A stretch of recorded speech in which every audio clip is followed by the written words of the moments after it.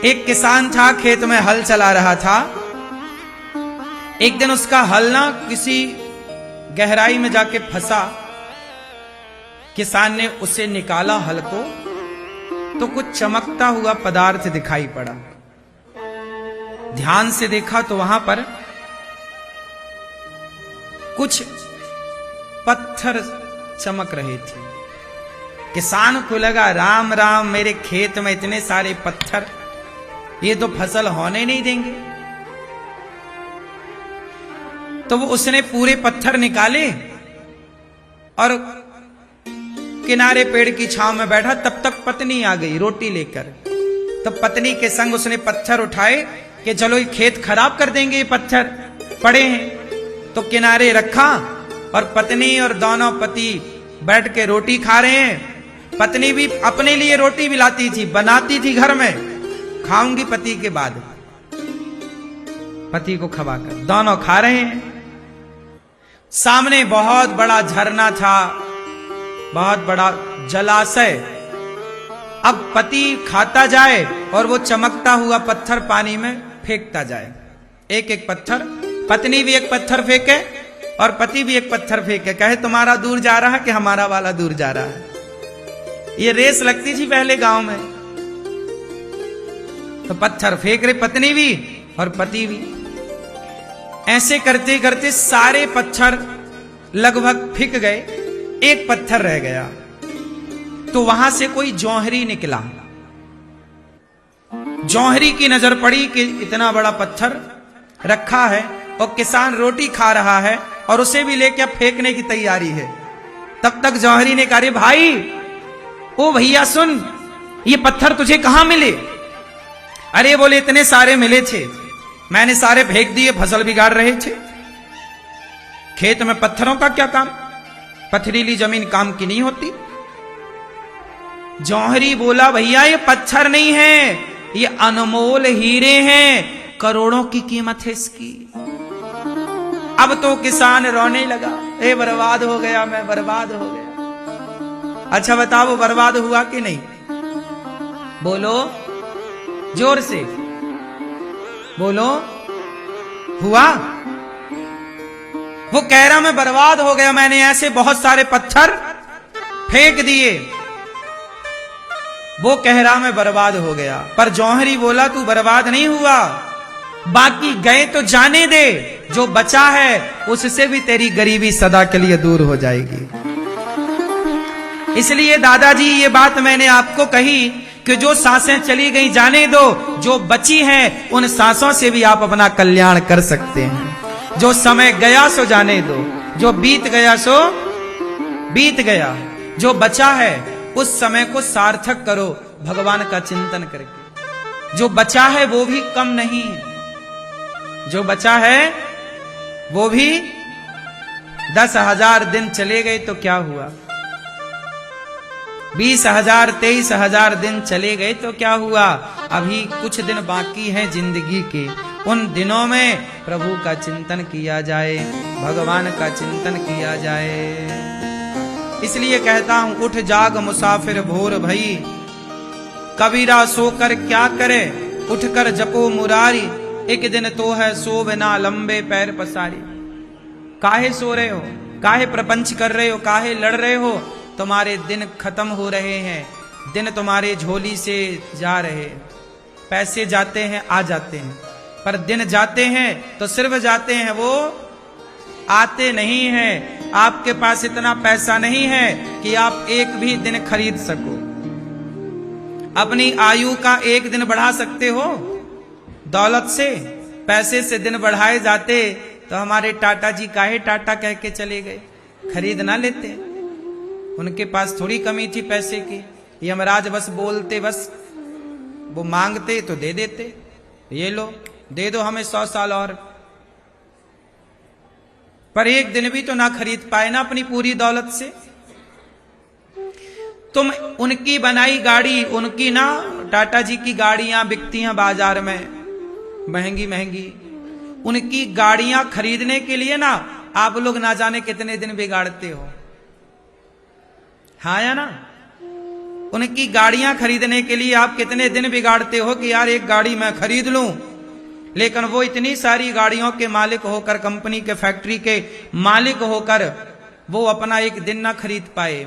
गाड़ी कीमती नहीं है साहब, ये दिन कीमती हैं, ये सांसें कीमती हैं। इसलिए समय ना गवाओ। क्या कीमती है बताओ? दिन कीमती है कि गाड़ियां? फैक्ट्री कीमती है कि दिन? दिन। ये दिन हंसते गुजारो, मुस्कुराते गुजारो, प्रसन्नता से गुजारो, ईश्वर की ओर देखकर, प्रभु का धन्यवाद देकर, भगवान को याद करके। आज मैंने कथा सुनी, बस आज मैंने कथा सुनी, मेरी दौलत मुझे मिल गई। कथा सुनी, मेरी दौलत। मैं भागवत जी का एकादश स्कंद पढ़ रहा था, आप भी पढ़िएगा। उसमें भगवान कृष्ण उद्धव जी को समझा रहे हैं, उद्धव कलयुग में कुछ करने की आवश्यकता नहीं है, केवल सत्संग करो। जितना समय आपका सत्संग में जाएगा, मतलब आप 3 घंटे यहां बैठेंगे या 2 घंटे यहां बैठेंगे या 4 घंटे यहां बैठेंगे, जितना सत्संग करोगे वो दिन आपके मैं भक्ति में गिनूंगा किसने 3 घंटे भक्ति की है। तुम्हारा सत्संग करना ही तुम्हारी भक्ति। इसलिए कहते हैं संगत बड़ी है, संतन के संग लाग रे तेरी अच्छी बनेगी, हो ये तेरो बड़ भाग रे तेरी बिगड़ी बनेगी। संतन के संग पुण्य कमाई, संतन कर संग पुण्य कमाई, हो ये तेरो बड़ भाग रे। कागा से तो हंस करेगो, हरि सुमिरन में लाग रे। तो ये सत्संग की बड़ी महिमा है। एक घड़ी आधी घड़ी आधे की पुनियाद, सत्संग कर लो, यही भक्ति है कली काल में। हर बुराई से बचो, 3 घंटे बिंदास काम करो, बाकी पैसा कमाओ, खूब काम करो, पर काम करते करते भी ईश्वर को याद रखना, और काम करते करते भी आप भगवान की कथाएं, कीर्तन, भगवान से जुड़े रहना। क्योंकि तुम जो दौलत कमा के समय बिगाड़ रहे हो ना, वो दौलत से तुम समय ना खरीद पाओगे। एक दिन मैं शमशान गया तो वहां लिखा था, शमशान में भी बढ़िया बढ़िया ज्ञान लिखा रहता। का आप जाते हो कि नहीं? कभी घूमने फिरने जाया करो। चलो आज घुमा के लाते शमशान। ऐसे शमशान में गया तो वहां लिखा था, देखो मुझे बात याद रह जाती है, मैं एक बार जो देख लेता हूं, जो पढ़ लेता हूं ना, लंबे समय तक मुझे याद रहता है। शमशान में एक बार गया तो वहां लिखा था कि समय के पास इतना समय नहीं है कि समय आपको फिर से समय दे सके। समय के पास इतना समय कि वह फिर से आपको, वक्त के पास इतना वक्त नहीं है कि वक्त फिर से आपको वक्त दे सके। इसलिए कहता हूं समय खरीदा नहीं जा सकता। और सबसे अनमोल क्या है? समय। जिसके पास समय है वो अमीर है, जिसके पास समय नहीं है वो गरीब है। तुम जवान हो, तुम अमीर हो, तुम्हारे पास समय है। ये दादाजी बूढ़े हैं, इनके पास समय कम है, ये गरीब हैं, तुमसे गरीब है। बोलो हां। जिनकी दाढ़ी मूछें पक गई, तुम गरीब हो गए, तुम्हारा समय कम हो गया। अब तुम कितना भी च्यवनप्राश खाओ, 100 के पार ना जाओगे। बोलो हां। क्यों जी, बात सही है। इसलिए अभी तुम्हारे पास समय है, कर लो चिंतन भगवान का, अभी ध्यान में लग जाओ, खूब नाम जप करो दिन भर। आप दिन भर में कितनी सांसें लेते हैं? नहीं? कितनी सांसें लेते हैं दिन भर में? 21,642 लगभग। हम दिन भर में लगभग 21,642, लगभग 21,000 तो लमसम लगभग है। किसी को श्वास की बीमारी है तो वो अलग विषय है, कोई बीमार है वो अलग विषय है, लेकिन लगभग 21,642 श्वास व्यक्ति लेता है रोज।